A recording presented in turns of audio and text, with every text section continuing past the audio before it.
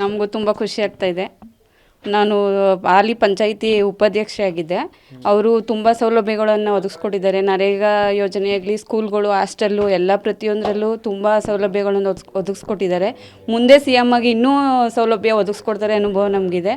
ನಮ್ಮೂರಿನ ಮಗ CM ಆಗ್ತಾರೋ ತುಂಬ ಖುಷಿ ಆಗ್ತಾ ಇದೆ. ಸ್ಪಂದಿಸ್ತಿದ್ರು, ಚೆನ್ನಾಗಿ ಮಾತಾಡ್ತಿದ್ರು, ತೊಂದರೆಗಳ್ನ ಕೇಳ್ತಿದ್ರು, ಮತ್ತು ಅದ್ರಿಗೆ ಏನು ಸಹಾಯ ಮಾಡಬೇಕು ಮಾಡಿಕೊಡ್ತಾಯಿದ್ರು. ಸರ್, ಇವಾಗ ನಮ್ಮೂರಿನವರ ಮತ್ತು ನಮ್ಮ ಪ್ರೀತಿಯ ಅಚ್ಚುಮೆಚ್ಚಿನ ಜನನಾಯಕರು ಅಂತಂದರೆ ನಮ್ಮ DK ಶಿವಕುಮಾರ್ ಅವರು. ಅವರೇನಂತಂದರೆ ಇವಾಗ ನಮಗೆ ಒಂದು ಸಂತಸದ ಕ್ಷಣ ವ್ಯಕ್ತಪಡಿಸ್ತಾ ಇದ್ದೀವಿ. ಯಾಕೆ ಅಂತಂದರೆ ಅವರು ಇವತ್ತಿಗೆ ನಮ್ಮ ರಾಜ್ಯದ ಮುಖ್ಯಮಂತ್ರಿ ಸ್ಥಾನದ ಚುಕ್ಕಾಣಿಯನ್ನು ಹಿಡಿತಾ ಇದ್ದಾರೆ.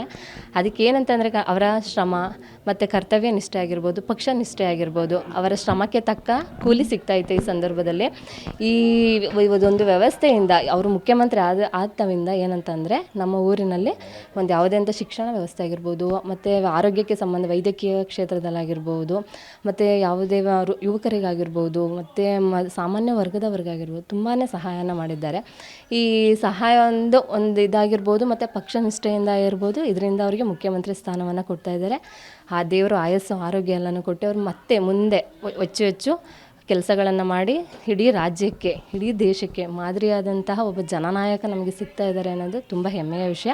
ಅವರು ಇನ್ನು ಮುಂದೆ ಎಲ್ಲ ಥರ ಕ್ಷೇತ್ರಗಳಲ್ಲೂ ಅಭಿವೃದ್ಧಿ ಕೆಲಸಗಳನ್ನು ಮಾಡಿ ಮತ್ತು ಜನಪರ ಕಾರ್ಯಗಳನ್ನು ರೂಪಿಸಿ ಇವಾಗ ಎಷ್ಟು ಭಾಗ್ಯಗಳನ್ನ ಕೊಟ್ಟಿದ್ದಾರೆ ನಮಗೆ, 5 ಗ್ಯಾರಂಟಿ ಯೋಜನೆಗಳು ಏನು ಕೊಟ್ಟಿದ್ದಾರೆ, ಮುಂದೆ ಅದೇ ಥರನಾದಂತಹ ಕೆಲವು ಯೋಜನೆಗಳನ್ನು ಇನ್ನೂ ರೂಪಿಸಿ ಜನಸಾಮಾನ್ಯರಿಗೆ, ಬಡವರಿಗೆ, ಯುವಕರಿಗೆ ಕೆಲವೊಂದು ಉದ್ಯೋಗಾವಕಾಶಗಳನ್ನು ಒದಗಿಸ್ಕೊಡ್ಲಿ.